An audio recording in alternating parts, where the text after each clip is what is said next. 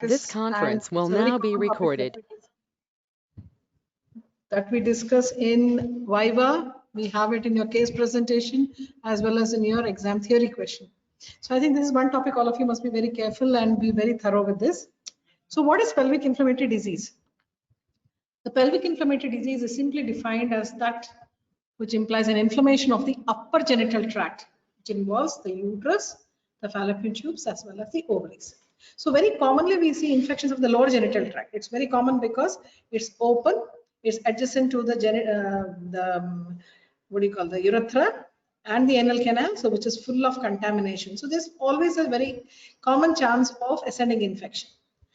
But that is a lower genital infection which usually subsides and there's a very good defense mechanism, so it doesn't enter up.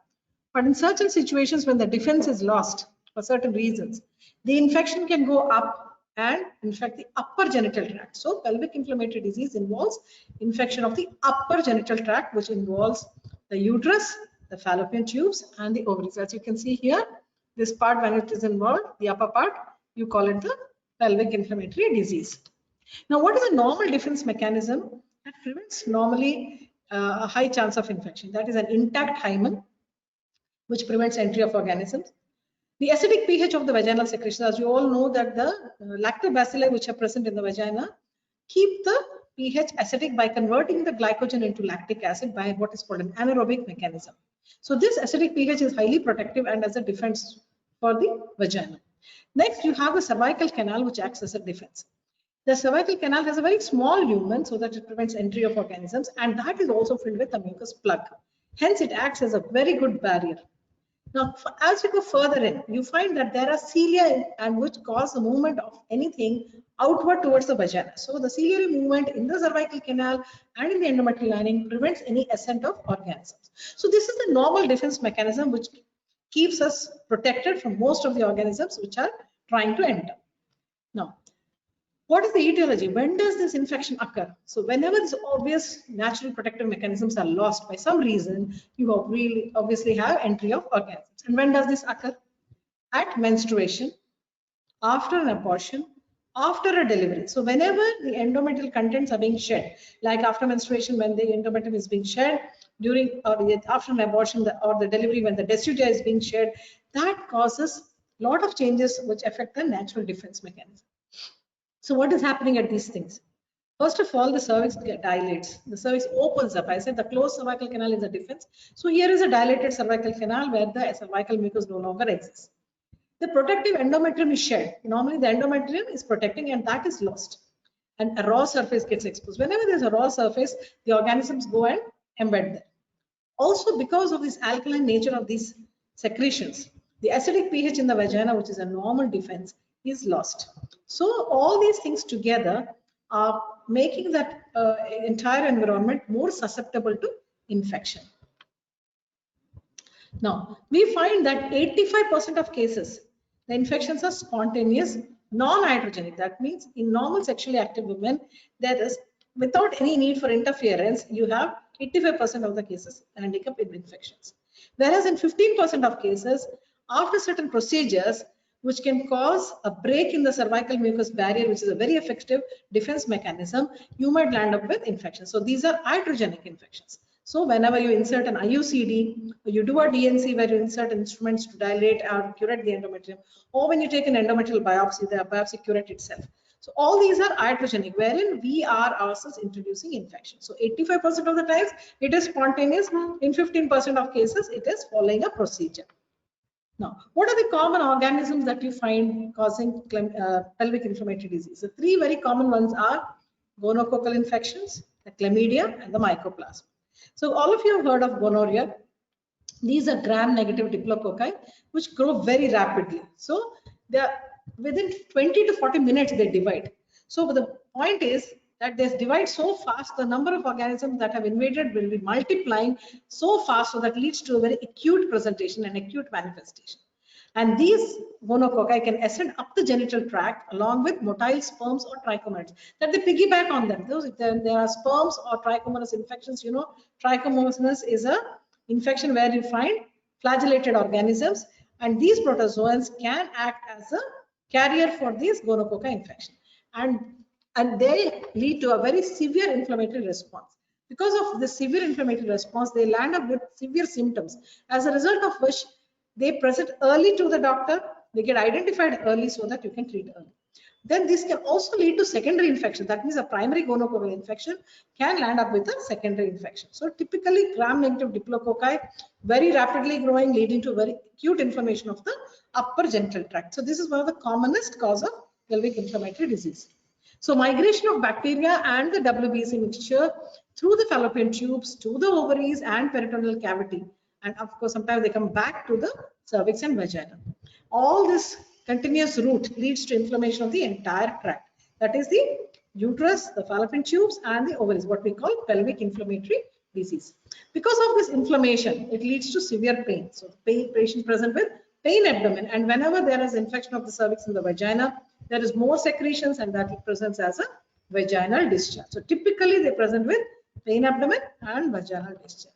Now, second most common is the chlamydia trachomatis. Now, this is very different from gonococca in the form that this is a very silent infection. Unlike the gonococcus, which was very active, very fast, rapidly dividing, acute inflammation, this is just the opposite. Very slow. You can remember chlamydia, calm chlamydia. So slow growing, it takes 48 to 72 hours for a life cycle. Very asymptomatic, very slow onset of symptoms. So obviously these patients are not going to come to us early, and we miss this infection, as a result of which it goes untreated. So undiagnosed, untreated. When there is no diagnosis and no treatment, what will happen? They can cause more damage. So the damage caused by these silent killers are more dangerous than the gonococcal. So it can lead to secondary infections too. So just remember, chlamydia causes a very slow onset, very slowly progressive disease, which is very calm, no symptoms. So it is very difficult to diagnose, and obviously we miss the treatment. The third thing we have are mycoplasma. This is an obligate intracellular organism like the chlamydia, and here also it is mostly asymptomatic. However, it may present with urethritis, cervicitis, pelvic inflammatory disease, and be a cause for tubal factor of infertility. That means it could be a core source of damage to the fallopian tube. Now, whenever you find that somebody is having persistent infection, you are going on giving them antibiotics or treatment, and they come back with recurrences, always think of mycoplasma. So they lead to very severe, persistent, recurrent infections. Now, why is it so that they are so persistent and they don't respond? Because they lack cell wall, they are resistant to penicillins and cephalosporins. And the culture is very difficult, so you often miss the diagnosis. You cannot identify them by culture because it's very difficult to culture this organism. So because of these two reasons, you often find that they are not diagnosed, so not treated, and leading to a persistent or recurrent infections. Now, how do these organisms go up or get transmitted? So there are 4 methods of transmission. One is ascending infection, direct entry and ascent upwards, that is through the vagina, the cervix, the uterus, tubes, and ovaries. Typically that you see in sexually transmitted diseases. Then they can spread through the lymphatics, like post-abortal, post-delivery, those which spread via the lymphatics and the blood supply. Now, typically exclusive hematogenous spread is seen in genital tuberculosis, which spreads via the blood vessels. And sometimes there can be a direct spread. That means one organ is having that disease and it comes and touches the adjacent genital structures and it spreads by simple contact, what we call a direct spread. Like an appendicitis or a diverticulitis can come in contact with the genital tract or the upper genital tract and lead to an adjacent infection. So you have ascending infection, you have lymphatic spread like post-abortal and puerperial, you have hematogenous spread typically in tuberculosis, and you could have direct spread of infection from adjacent appendicitis and diverticulitis. Now you can see here in an ascending infection, the organisms will go from the cervical canal into the endometrium, into the fallopian tubes, out to the peritoneal cavity, and involve the ovary. So it can lead to a tubo-ovarian involvement, and from here to the rest of the peritoneal cavity, leading to what we call peritonitis. And how does it come about? They can ascend along with the motile structures like the sperms or the trichomonads. And a reflex of menstrual blood along with gonococca into fallopian tube can also be another procedure. So more normally you expect the menstrual blood to come out, but if the menstrual blood reflexes backwards, so there can be a spread back into the tubes along with the gonococca. So now in cases of post-abortal or post-delivery, we said they can spread via lymphatics or the blood vessels. So here from the uterus, there is infection, that is the decidua in the endometrium is all infected, because you know when after the abortion or delivery, the endometrium lining gets shed, what we call the decidua. And what is left behind is the raw surface, which is very, very prone for infection. And this whole area is contaminated. You're doing some procedures like a suction evacuation or a curettage, you're putting in an instrument. So this can cause unnecessary damage and spread of infection. So from here, through the blood vessels and the lymphatics, it can spread up. So infection can be localized to the cervix, where we call it cervicitis, or it can be localized at the placental site, where we call endometritis. It may go through the endometrium into the substance of the myometrium, where we call endomyometritis, or sometimes directly through tears in the cervix, because there can be a cervical dilatation, or through the procedures where you're dilating the cervix. A damage to the cervix can cause infection to spread directly from the cervix into the broad ligament. And here you have so many lymphatics, and from the lymphatics it can reach all the parametrial region, that is around the uterus. The parametrium gets involved. So here the infection is outside the tube. So in the ascending infection, we had infection going inside and damaging the tube from inside. So endosalpingitis. Whereas here it is going through the lymphatics outside of the tube, so it can be exosalpingitis. The tube is inflamed outside. So the tube will be affected from the outside, and it leads to what is called perisalpingitis. The tube outside is inflamed. So just imagine if the outside of the tube is inflamed, it will obviously go and get adherent to all the surrounding structures. So what is just adjacent to the tube? You have the ovary. So both the tube and ovary can get inflamed, and they get stuck to each other, and what we call, you can have formation of a tubo-ovarian mass. So it forms a big tubo-ovarian mass. And typically here, you might find it can be due to organisms like Mycoplasma hominis or secondary organisms. So as we were talking before, this mycoplasma can cause silent infection, often asymptomatic, and it can lead to persistent or recurrent infection for simple reason that it doesn't have a cell wall and the cultures are not easy to get. So you always have different routes of infection spread. So you have the ascending infection, and here you have the spread through lymphatics and the blood vessels. Now, what are the risk factors? In whom do you find this pelvic inflammatory disease common? So typically you can find in younger age group, that is the active reproductive age group, the sexually active women. So in the young age, when there's plenty of estrogen, it promotes more of the columnar epithelium, which is getting exposed, and there is more chance of infection. Now, in the low socioeconomic status, obviously hygiene plays a very important role. So in the low socioeconomic status, if they are not using proper hygiene, especially during menstruation, probably reusing the old cloth, which is washed and reused, that could be a source of infection. Multiple sexual partners. So sexual activity or this history is very, very important. So obviously multiple sexual partners expose them to more risk. Early onset of sexual activity or a high frequency of sexual activity, all these make them highly vulnerable for pelvic inflammatory disease. Now, sometimes if they've had history of PID, recurrences become more and more common, because each time there's a pelvic inflammatory disease, the disease itself causes damage to the tubes. The cilia are lost, the epithelium is damaged. So subsequently, when organisms ascend, these cilia are not present to push it out. So they get implanted or embedded there more easily. So the sexually transmitted diseases can also go along in causing the pelvic inflammatory disease, that is like the gonococci. And then non-usage of barrier contraceptives. So barrier contraception like condoms are highly effective in protecting the ascent of organisms. So non-use of barrier contraception or use of IUCDs. Now you know that IUCDs is an invasive procedure, intrauterine contraceptive device, like a copper T. When you are using a copper T, one entry can occur at the time of introducing the copper T during the procedure of introduction. Secondly, you know how you have the threads hanging from the copper T. So they're hanging in the vagina, there could be a source of ascending infection. And sometimes they can also cause a slight trauma to the endometrium, and the raw area itself can be a nidus of infection. So IUCDs can lead to infection. Then smoking and substance abuse, they are another risk factors. Though may not be very common in our country, but still nowadays I think there's obvious increase in substance abuse and smoking. They are also predisposing factors. And repeated douching, extreme degree of douching the vagina also exposes to more infection. It can alter the pH of the vagina, and that can also lead to more infection. And genetic predisposition, that of course is the bottom line, why all people in the same atmosphere are not exposed similarly, when even though you have the same organism, it simply depends on their genetic susceptibility. So all these risk factors are something you should keep in mind so that you educate the patients when they come to you so that they can avoid these risk factors. Now, what are the protective factors? Since you know the risk factors, what are the things that could protect us? So typically barrier methods, as I was just saying, the condoms, especially those with certain spermicidal chemicals like naloxone 9, which are bactericidal as well as virucidal. That goes a long way in protecting us of sexually transmitted diseases. Then you have other OC pills, oral steroidal contraceptives, which cause a very thick mucus plug. So we were just saying that the cervical mucus acts as a defense. So here, this part, the components of the OC pills can help formation of a thick mucus plug, which not only prevents ascent of sperm, it also prevents the ascent of bacteria. Now, also there is a decrease in the duration of menstruation whenever you use OC pills. In fact, they are one of the treatment protocols for heavy menstrual bleeding. So what happens when you use that?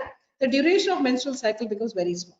So there is a shorter interval for bacterial colonization of the upper tract. As we said that menstruation is a time for increased predisposition because that causes alteration in the pH, it causes a raw area, it causes shedding of the endometrium. So all this is a source of infection. So when you have OC pills, the duration of menstruation is shortened and that helps in the protective mechanism. Then women obviously with monogamous partners or those with vasectomy where obviously no sperms are there for ascent of this organism. Pregnancy and menopause. And it is also uncommon for women who are not menstruating for the simple reason menstruation is a predisposing factor. And those women whose husband are azoospermic. So although it's not a great thing to have azoospermia, maybe this is only advantage is to have or less incidence of PID for the obvious reason that there are no sperms causing ascent of these organisms. Now, the relation between contraception and pelvic inflammatory disease.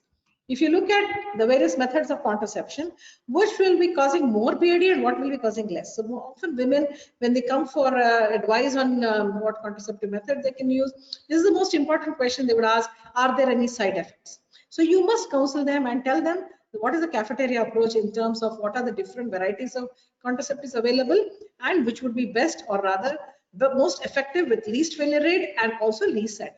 So in cases of intrauterine contraceptive device, as we said, the very fact that when you are introducing that, if you don't take sterile precautions, it can cause entry of vaginal infection into the uterus. Or the threads which are hanging from the IUCD, that itself can cause ascent of infection. And sometimes the damage that they can cause on the endometrium. So the most or the maximum risk occurs in the first 20 days of usage or application of IUCD.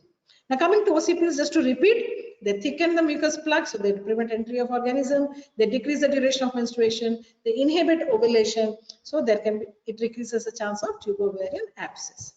Now, barrier methods decrease the incidence obviously, so especially those with spermicidal agents or biocidal agents, they also have bactericidal.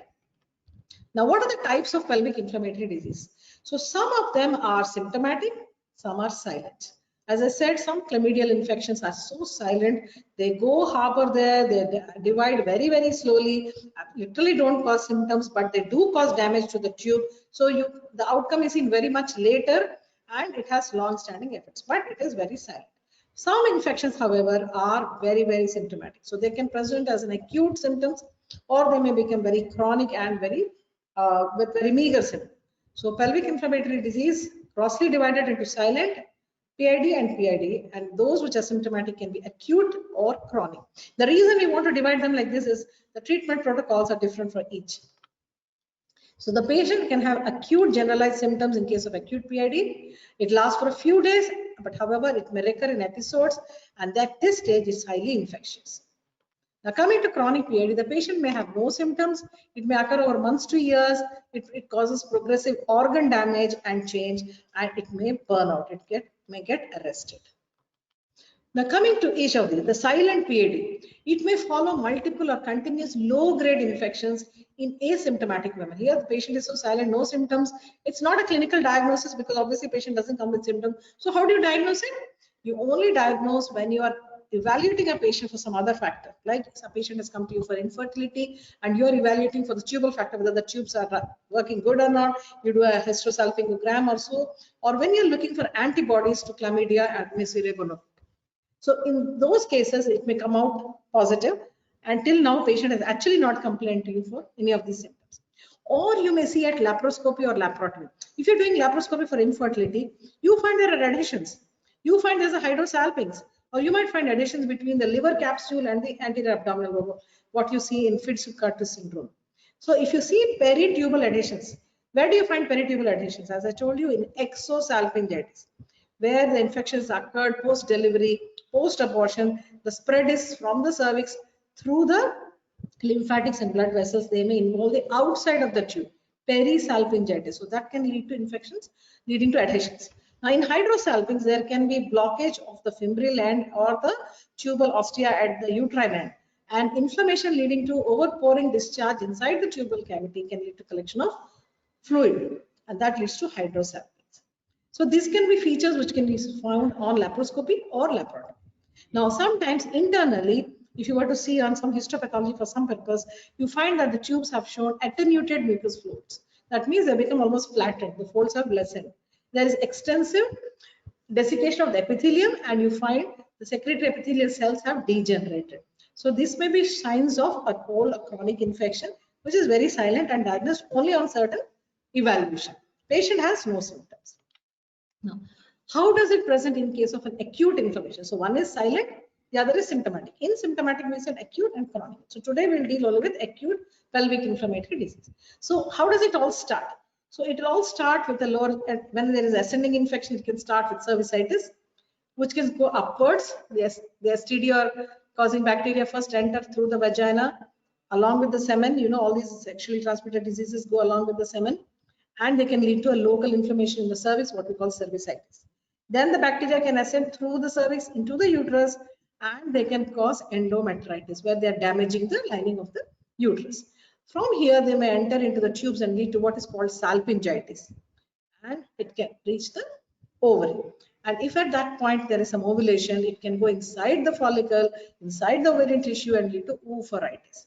And because it's open, they make it adherent to the tubes and form a tubo-ovarian mass and collection of pus, which is leading to tubo-ovarian abscess.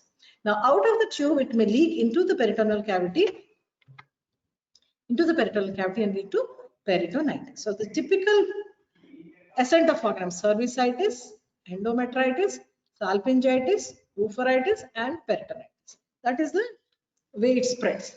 So first, the involvement of the fallopian tubes occurs. You know it's typically bilateral because both are having equal access in ascending infection. It usually follows menstrual cycles where there is loss of genital defense. As I told you, at menstruation, the secretions are alkaline, so there's a loss of the acidic pH, which is a normal defense mechanism, and there is raw area available for nidus of infection. So there will be gross destruction of epithelial cells, the cilia, and the microvilli, and leads to a very acute inflammatory reaction. Whenever there's acute inflammation, what happens? It causes release of WBCs and plasma cells. All the layers are involved, from the mucosa to the serosa. The entire thickness is involved. The tubes become very edematous. So whenever there's inflammation, what happens? The inflammatory reaction makes it edematous and hyperemic, full of blood supply. The blood supply is very high, and it leads to exfoliated cells and exudate pouring into the lumen of the tube, and it can cause fusion of the mucosal folds. That's why there will be no more rugosities.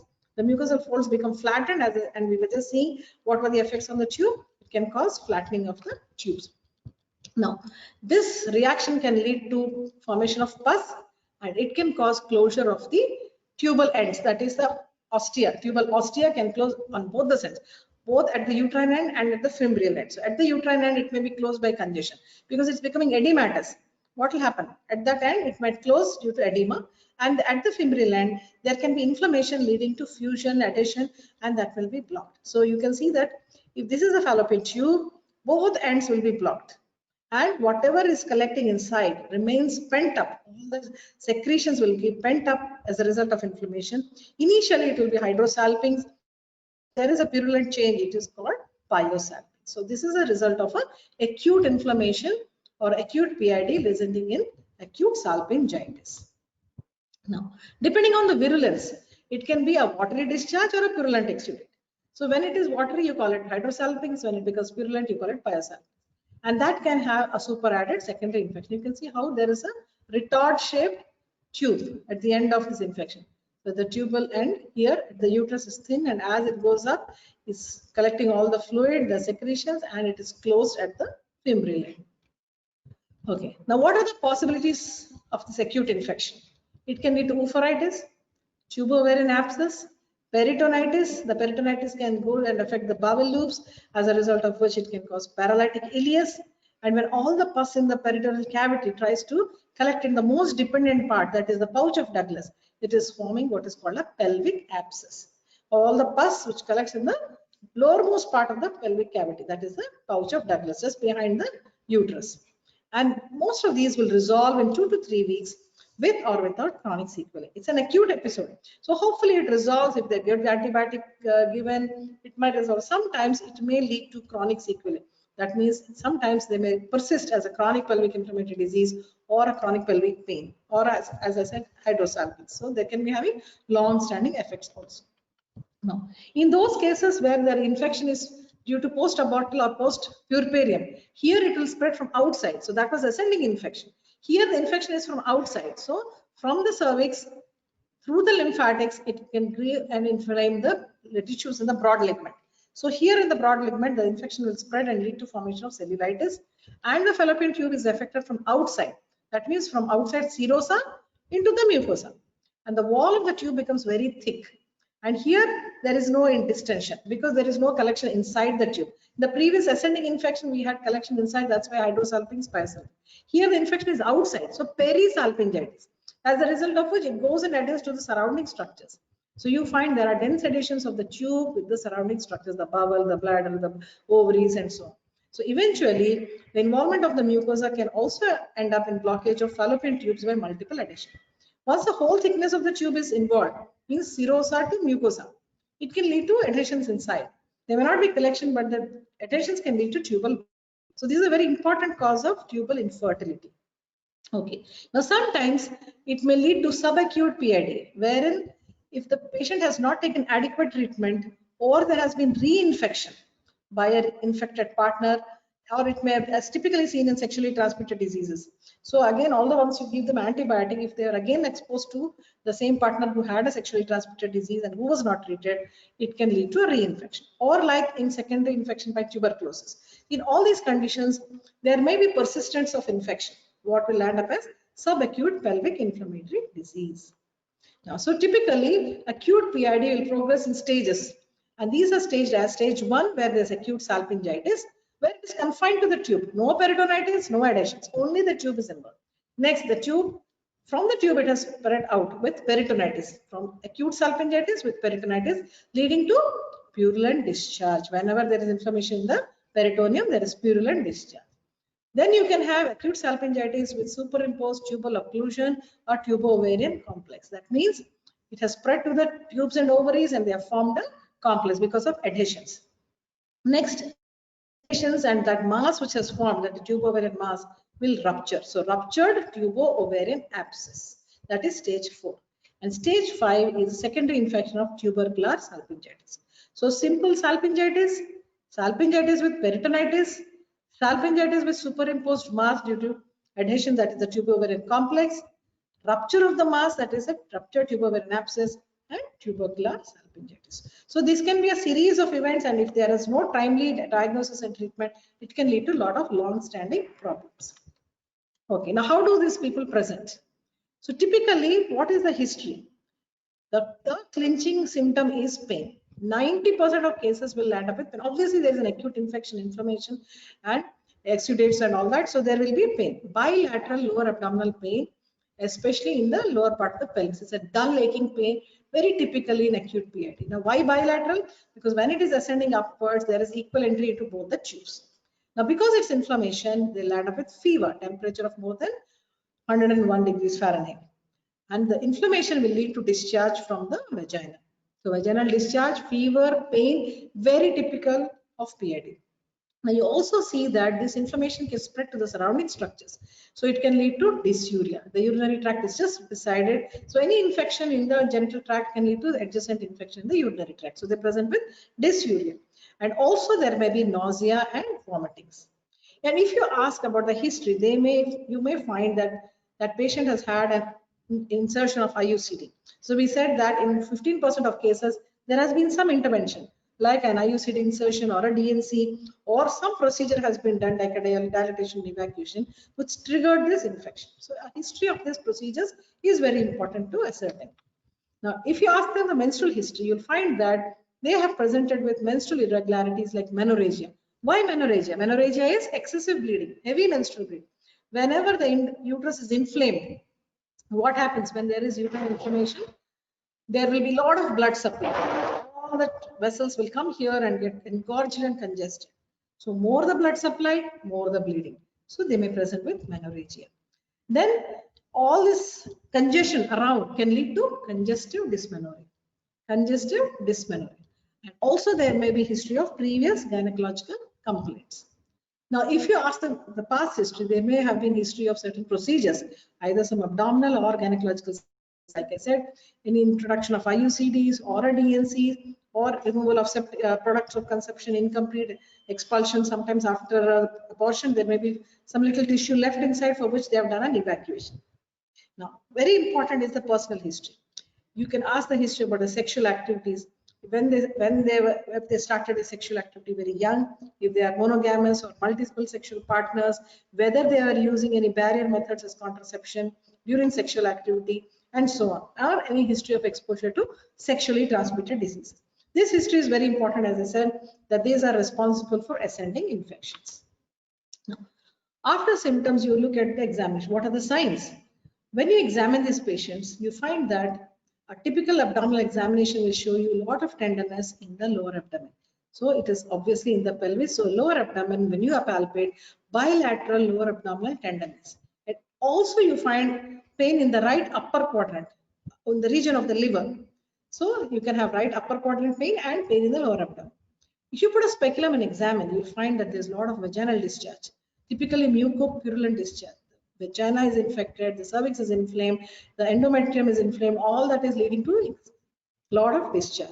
There is a congested urethral meatus. Just adjacent to the vagina is the urethra. You will find that the urethra is also inflamed and congested. So the cervix is congested with purulent discharge coming from the cervical canal. You might find a torn cervix, typically seen in post-abortal sepsis. After a delivery or after an abortion, often you find that there have been tears in the cervix which predispose to infection. If you put in a finger and do a vaginal examination, it's extremely important because that clinches the diagnosis. So you did a per abdomen examination, you found lower abdominal tenderness. You put a speculum, you found infection, a very congested vagina, cervix, and discharge coming out. The moment you put your finger, there is severe tenderness. Patient will literally howl and shout, because there is so much of pain. So the moment you touch the cervix, the cervical movement causes pain. You put your finger on either side in the fornices, bilateral fornicial tenderness.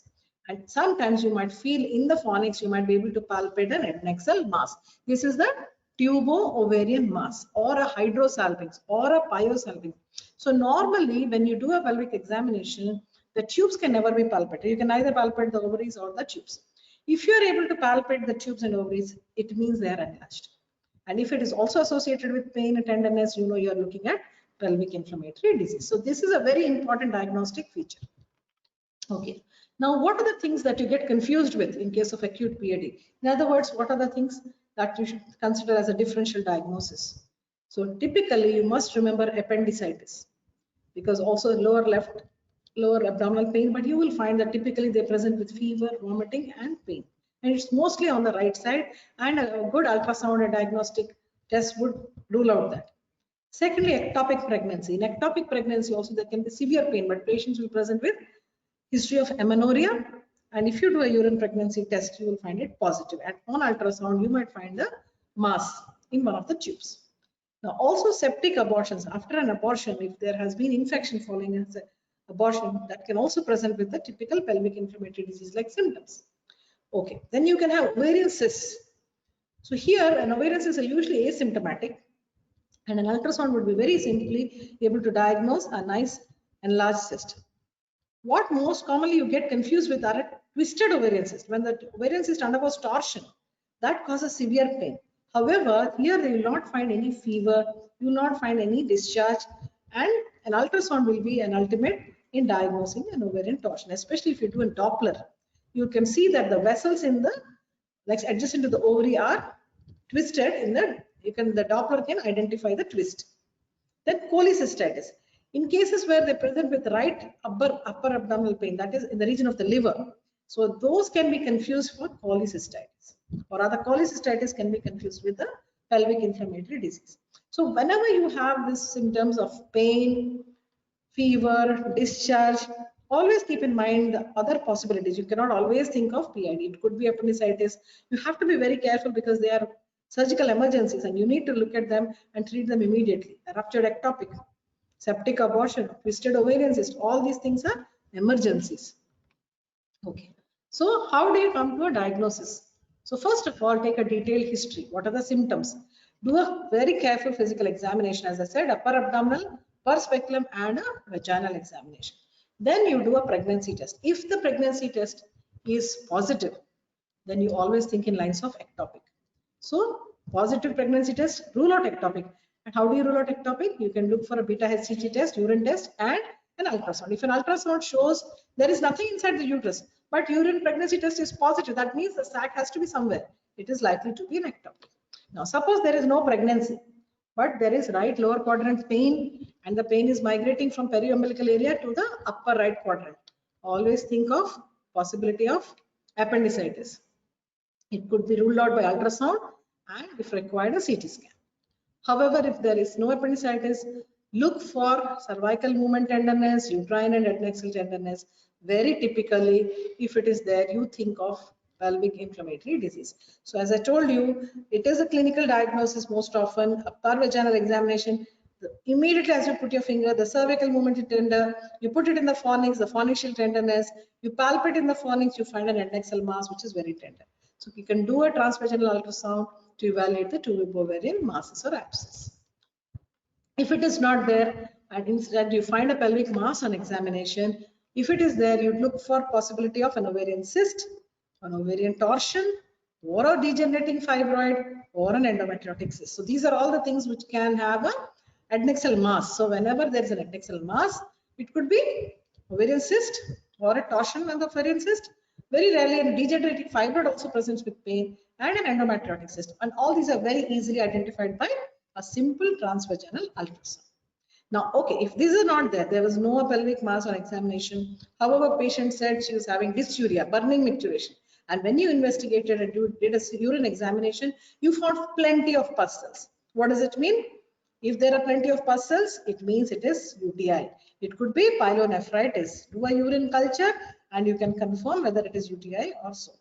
If it is not so, there was no dysuria, no WBC on CUE, then you can do a transvaginal ultrasound to evaluate for any other possible diagnosis. So that is how our flow chart is when the patient is coming. So always rule out ectopic, appendicitis, pelvic inflammatory disease, and other differential diagnoses like ovarian cysts, degenerating fibroids, endometriosis, possible UTI. So these are all the differential diagnoses. Okay. Now what investigations will you do when you have all that in mind? So you would basically do the basic investigations like hemoglobin, complete blood count. Whenever you're suspecting infection, if there is a leukocytosis, you know there is an infection. Also do an ESR, a raised ESR again suggestive of infection. Do a C-reactive protein, which is also a marker of inflammation. A urine pregnancy test to rule out ectopic pregnancy, a urine analysis to rule out UTI, a urine analysis and urine culture. And then you can take swabs from the cervix and the vagina. These swabs, if they show presence of WBC, they may suggest PID. You can also test for chlamydia and gonococcal infection. As I said, most of these are very silent, like chlamydial infections are very silent. Unless you test for it, you will not. Also this NAT, that is a nucleic acid amplification test for organisms, can be done to identify the organisms.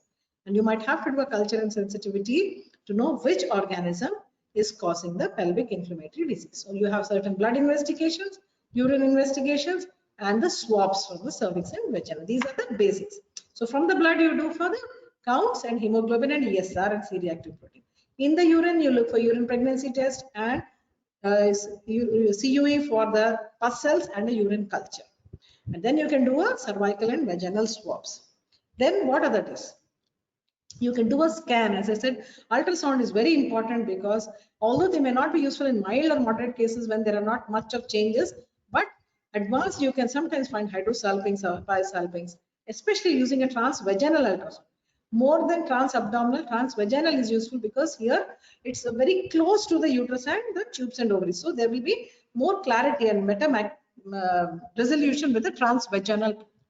Sometimes when the ultrasound is not able to diagnose something very clearly, you might have to resort to an abdominal CT or MRI, not as a first line diagnostic tool. Now, what are some other diagnostic procedures that you may have to do? When you're suspecting, say, that there's a lot of pus in the pouch of Douglas, you find there's a fornicial fullness and there's a collection in the pouch of Douglas. You might simply want to put in a needle in the pouch of Douglas, a cul-de-sac, what is called culdocentesis. You put a needle in the pouch of Douglas, and in case of acute PID, you might find the peritoneal fluid is showing very high number of WBC. So how do you do that? Put a speculum inside the vagina, lift the cervix. So you will be exposing the posterior fornix. And the posterior fornix, you put a needle and withdraw. If you find pus, it means there was a pelvic abscess. And a lot of WBC in that would indicate positive peritoneal fluid infection. Rarely you might want to do an endometrial biopsy. Normally we don't encourage because it can cause a sign of infection. But if it happens that you have done an endometrial biopsy for some other purpose, somebody has come with abnormal uterine bleeding, you did a biopsy and you found endometritis, that can suggest that there was PID, because PID means inflammation of the uterus, tubes and ovaries. Okay. Now, what are some other diagnostic tests like laparoscopy? It is the gold standard. If you do a diagnostic lap and you've seen inside, there is nothing else that can stop you from diagnosing. So it's most accurate. If you find very erythematous or induration or pyosalpinx or a tube ovarian mass, you can see a tube ovarian mass, that would be diagnostics. What is the advantage of laparoscopy? Whenever the diagnosis is in doubt, we are not able to diagnose by doing clinical examination or ultrasound. And when you want to obtain cultures from the pelvis, from the cul-de-sac or fallopian tube, how will you collect from the fallopian tube? So you can only collect from the cervix and vagina. But actually acute PID means inflammation of the upper genital tract, that is from the tubes, ovaries, peritoneal cavity. You can always collect by a laparoscopy. And also you can assess the future fertility. Means, is the tube damaged? Is it normal? Are there adhesions? Is the tube going to have risk of ectopic? All that can be assessed. Now you can also see what is called a Fitz-Curtis syndrome in laparoscopy. You find that here there are adhesions between the tubes and the liver, or the liver and the abdominal wall. Sometimes you might find in cases of mild PID, the tubes are edematous and erythematous, no exudates, and they are nicely mobile. In moderate PID, you find there can be purulent exudate coming from the fimbrial end of the tube, but the tubes are not freely mobile. In severe cases, everything is jam-packed like a very adherent mass, a pyosalpinx and an inflammatory complex or a tube ovarian abscess. So initially they may be just erythematous, no exudate, just mobile. Next, it can proceed to some purulent exudates and still there is some mobility or minimum restricted mobility. However, in severe cases, there is no mobility, fixed mass like a pyosalpinx or a tube ovarian abscess. So in case of Fitz-Curtis syndrome, this is a very typical syndrome where you see there is right upper quadrant pain. And what is the pain due to? You can see there are adhesions between the anterior abdominal wall and the liver. This is the liver and anterior abdominal. Between the two, you can see some flimsy adhesions. So here, if you palpate or the patient is moving, those movements itself will cause severe pain. It is associated with pleuritic pain. You know, just above is the pleura.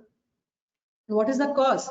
Here, because of the vascular and transperitoneal dissemination of organisms like gonococcal and chlamydia, it leads to a perihepatic inflammation.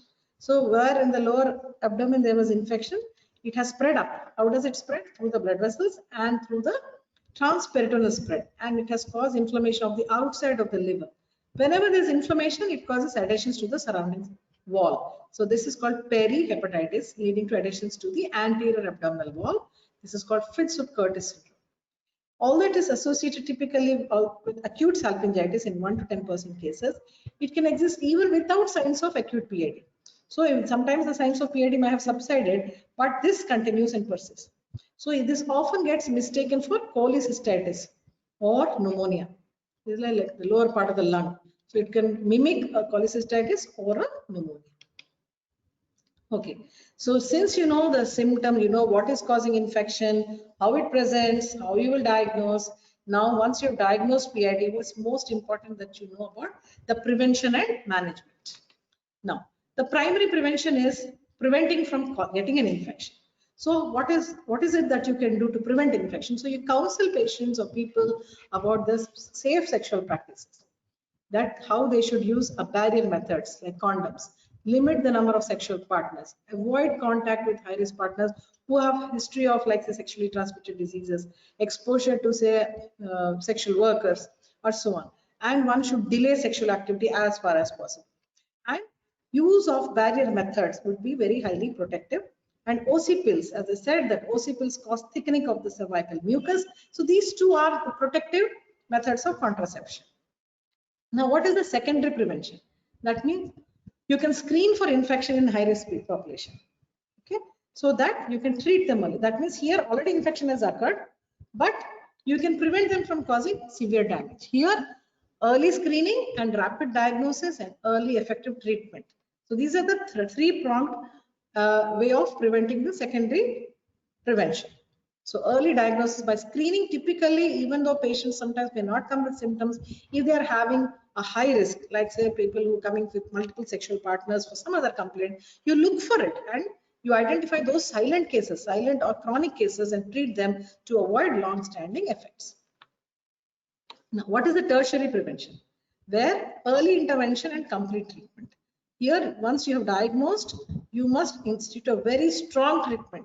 It's a multi-pronged therapy, and you must make sure that the treatment is complete. Otherwise, it can lead to recurrences. If you take incomplete treatment or a very, inappropriate treatment or not long enough, then they will end up with recurrences. So how do you manage? What are the principles of therapy? First of all, the infection must be controlled energetically. That means there is no compromise. You cannot say, oh, let's just give a small dose because the antibiotics are not safe and so on. It has to be treated at a war footing. There is no way of compromise. Next, you know this can cause infertility. So you have to do everything possible to prevent infertility and late sequelae like chronic pelvic pain. And also you must prevent reinfection. It's not just enough to treat and leave. It may come back with a reinfection, recurrence. And PID has a very high incidence. So immediately treat that infection energetically, prevent the side effects or the sequelae like infertility, and prevent reinfection. These are the three things that you must consider when you institution your therapy. Then what are the therapeutic considerations? What are the things which you will keep in mind? Now here we said there are three types of organisms. You can have many types of organisms. The common ones we talked about were gonococci, chlamydia, mycoplasma. Now there can be any number of gram-positive, gram-negative, and anaerobes. So the infection is mixed. So when you give treatment, you must make sure your therapy is covering all those. So it must be empirical, broad spectrum coverage for all the likely pathogens, because initially it may take time for us to identify the organism. Sometimes the cultures will not come. They may not be adequate, or it may take time. So you should have a treatment which is effective against gonorrhea, against chlamydia, and also regimens which will cover anaerobic bacteria. So it has to be a broad spectrum treatment. So I want to repeat this and stress on that. Whenever you see a pelvic inflammatory disease, whenever you identify by clinical examination or from the symptoms, make sure you give them an immediate treatment, give them broad spectrum coverage that will take care of the gonococci, the chlamydia, and the anaerobes. It has to be a combination of drugs. In mild cases, you can simply treat them at home with antibiotics. So where they're just mild symptoms, no problem. But however, in case of severe PID, you must remember that these are patients who need hospitalization. Simple treatment at home will not suffice. And they will, if you miss that, they will end up with severe sequelae. So those who need diagnosis to be confirmed also required to be admitted for investigations, and also those who need intravenous therapy. So in home all will you hospitalize where the diagnosis is not certain, where the patient is deteriorating, where you need to give IV antibiotics. All these patients, please hospitalize. You cannot sit at home and say, okay, if you worsen, you come. No, you must hospitalize. So the treatment modalities are of different types. One, medical treatment where you give them antimicrobials. Second, where you can do some minimal invasive surgeries. Suppose there are little retained products of conception in the uterus. You may simply have to do a dilatation and evacuation. Or sometimes you will do a major surgery, like in case of peritonitis, you might have to do a laparotomy, or there's a big tumor where an abscess or a mass, you may have to resort to a laparotomy. And syndromic management depending on what you see in the form of symptoms. So there can be medical treatment, minimally invasive treatment, major surgeries, and syndromic management. Those are your modalities. Now, first of all, most importantly, in whom you will treat as outpatient, in whom you will treat as inpatient. So you have to be very clear when you need to admit a patient. Patient will come with symptoms to you, but whom should you treat as an outpatient, or sometimes when you have to decide that it is serious enough to admit them. Who are these? Patients who are pregnant, who are adolescents, drug addicts with severe symptoms or severe disease. Whenever you suspect an abscess, you cannot let go. Or when the diagnosis is in doubt, as I said, when the doubt of diagnosis, you need to investigate in detail, you have to admit them. When there is generalized peritonitis, that means it is very severe, it has spread all over the peritoneum. Or in cases where the temperature, patient is febrile, where you've already treated as an outpatient and patient has failed to respond. And whenever you have had a recent instrumentation, any intrauterine instrumentation, or when your investigation shows a severe leukocytosis, the counts are more than 15,000 per millimeter cube, you must admit them. Or if you find that the patient is not able to tolerate oral therapy, wherein they have a nausea or vomiting, you have to admit them. So remember, these are the group of people where you have to admit. So any severity or inability to take the oral antibiotics, or a worsening situation, or when the diagnosis is uncertain, you must not think twice. You must admit the patient. Now, once you admit, what will you do? You must give them rest. Very importantly, the patient has to have rest. You give them IV fluids because they're not able to tolerate orally, and especially in presence of dehydration or vomiting, you must correct the electrolyte imbalance. Ryle's tube aspiration, especially in cases of peritonitis with distension. In those bad cases where this infection has spread all over the peritoneum, you might have to do a Ryle's tube aspiration. And also in case where you have to nicely weigh out the input and output chart, you have to give a Ryle's tube to put in the input. When the diagnosis has been made, you can give them analgesics, not before the diagnosis, of course. And finally, the mainstay remains antibiotics. So the antibiotics are those which will cover a broad spectrum: gonococci, chlamydia, anaerobes. Don't wait for the culture results to come. You must give antibiotics at the earliest and the best combination so that they will respond and not worsen, and this can avoid long-term sequelae. So the hospital management consists of rest, IV fluids, Ryle's tube aspiration, analgesics, and antibiotics. So remember that whenever a patient is an inpatient, these are the things you can do, which is not possible for you to do at home. At home, you will keep only those mild cases which you can take oral therapy and they are not having much symptoms. Okay, now what are the effective antibiotics which are advocated for these? I said antibiotics are the mainstay. So you can have azithromycin 500 milligrams for 14 days. You can have doxycycline 100 mg BD for 14 days. Clindamycin 450 mg 4 times a day for 10 days, or gentamicin 80 milligrams 8 times for 5 days. So what you can observe is most of them are for long standing. Now aerobes and anaerobes both are present, so you need combination antibiotics. The purpose is to prevent permanent damage to fallopian tubes. Always start IVs, and once the infection settles down, then you can shift them to oral antibiotics. However, if they fail to respond, or the culture report has shown some other organisms or some other antibiotic sensitivity, you must change the antibiotic. Whatever you may have started, you stop it and change to the correct antibiotic or a higher antibiotic. So these are the principles of antibiotic usage. Now what are the guidelines when you're giving? So there are two guidelines in terms of OP regimen and IP regimen. OP regimen is outpatient regimen, which you will give for those cases which are mild.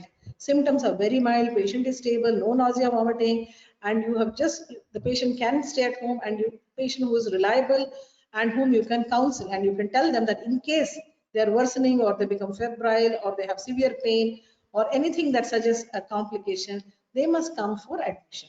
So as an OP regimen, you have some regimens like, first of all, the first regimen is a single shot of ceftriaxone. Ceftriaxone 250 milligrams, single dose IM. So that is when they come to us in the OP itself, we will give one shot of this injection, followed with the doxycycline, which is very easily available, very cheap, 100 mg BD oral. along with, you can give with or without metronidazole. Metronidazole always 400 mg twice daily, that also 14 days. The point to remember here is always give these drugs for 14 days. So ceftriaxone single shot and the OP followed by doxycycline and metronidazole for 14 days. Next, the other option is you can give cefoxitin 2 grams in a single dose cefoxitin along with probenecid 1 gram oral. So this is given in the OP itself. Again, followed by, you tell the patient to go home and take doxycycline and metronidazole for 2 weeks. So this is a long-standing treatment because these organisms are deeply embedded in the tubes. You need to get rid of them. You cannot give them a short course of antibiotics. You must insist on giving them for 2 long weeks. Always a good combination is doxycycline with metronidazole. Now the partners also should be investigated and treated. Otherwise, what will happen if you treat the woman? It is subsided, again she'll go back home, and the next sexual activity, the husband is infected, he has the focus of infection, he will reinfect her and she'll come back with recurrence. And sometimes the patient may have had a IUCD insertion which has caused all this infection, a trigger. There is no need to remove the IUCD if the patient is responding to antibiotics. However, if she doesn't respond and she's worsening, you may have to remove that IUCD. And the good thing to advise is a barrier method of contraception can be recommended thereafter, so that there is no recurrence and reinfection. So remember, OP regimen, 1 shot of injection in the OP followed by long-standing 2 weeks regimen with doxycycline and metronidazole.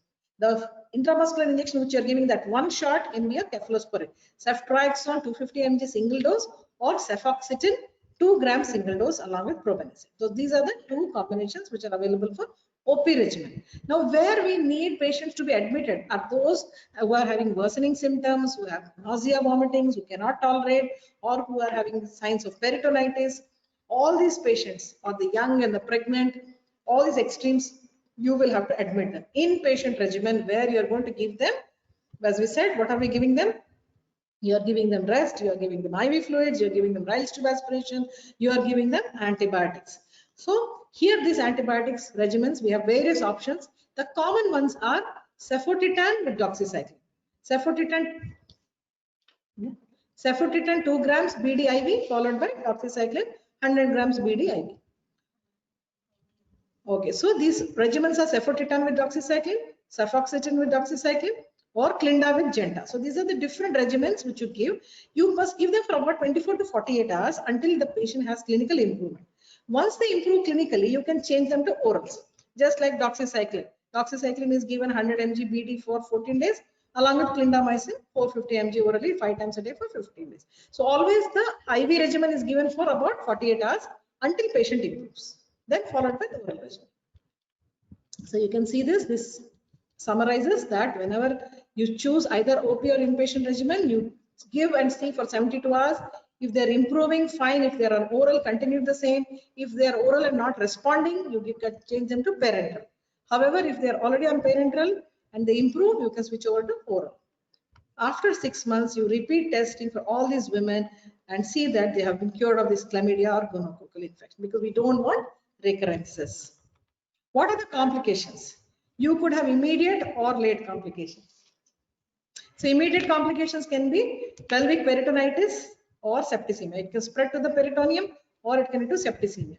Late complications can be dyspareunia, infertility, chronic PID, adhesions, hydrosalpinx or pyosalpinx, chronic pelvic pain, possibility of ectopic pregnancy, and intestinal obstruction. They can be late effects. As I told you, if you don't treat them early, if you don't treat them with the combination drugs, it can lead to these long-standing complications. So this one word about surgical treatment. What surgery will you require? Sometimes, very specifically, if there's a pelvic abscess, you may have to drain by colpotomy. If there are products of conception inside, you might have to do a DNC. If there is spreading peritonitis, you may have to do a laparotomy and drain the pus. If there's an intestinal obstruction, you have to relieve the obstruction. If there's an intestinal injury, like in criminal abortions, somebody has put in some instrument and that caused damage to the intestine, you might have to repair that intestinal injury. Or in case of ruptured tubo-ovarian abscess, you have to remove that abscess. And where this diagnosis is uncertain, you may resort to surgical treatment. Okay, so the types are colpotomy, percutaneous drainage, and exploratory laparotomy or laparoscopy. So the extent of surgeries can be conservative where infertility is desired. You can just do a salpingo oophorectomy with or without hysterectomy in case, depending upon the age of the patient, whether she has to retain fertility or not. And when there is an abscess, you may have to resort to laparotomy. Some minimally invasive surgeries where you have to do a small procedure. When in cases where the abscess is more than 10 centimeters, if the abscess fails to respond to antibiotics, if the abscess is collecting in the pouch of Douglas, or there are pockets of pus here and there, you may have to resort to either a vaginal aspiration, which can be done under ultrasound guidance, or you can do percutaneous abdominal drainage, again by ultrasound or CT guidance. So either through the vagina or through the abdomen. So whenever there is a small collection of pus, you may do this small invasive surgeries, minimally invasive surgeries. So main line is medical treatment. Then you may have minimally invasive surgeries or sometimes surgical procedures. Okay. I want you to go through this, all of you, and then the next class we will revise this and come in for a chronic PID. So remember that PID is a very important topic. It can come in your theory exam, it can come in your practicals in Viva, or you might get a case of chronic PID and infertility. So this all linked with infertility. So you must read this well. So make your notes. We put in the slides for you. Read from Shaw's Gynecology and make sure you have a real clear concept on that. If you have any doubts, you're welcome to put it for me on my personal number. We will try to answer for that.